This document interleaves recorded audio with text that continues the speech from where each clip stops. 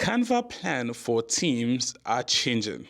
The Canva plan for team, which is currently $135 per year for one person and a minimum of 3 people you can add. But for them to thank you for your long-term support, they're giving you 30% discount. Yes, just a 30% discount. And that's just for the first 12 months. So what is actually changing and what is the news? From 2025 August, your plans are going up. And I mean $209.99 per year. That's $209.99, which is $210.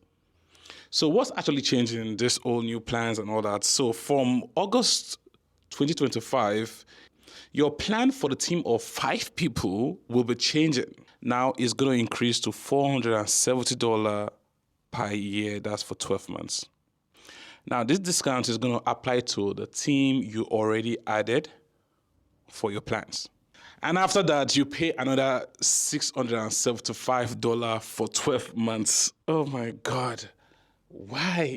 But the beautiful thing is that they will give you a 30 days notification before they give you this debit. Fam, what's actually going on? They say they are introducing new features, new team, giving you great experience, but the experience are too expensive. So guys, what do you think?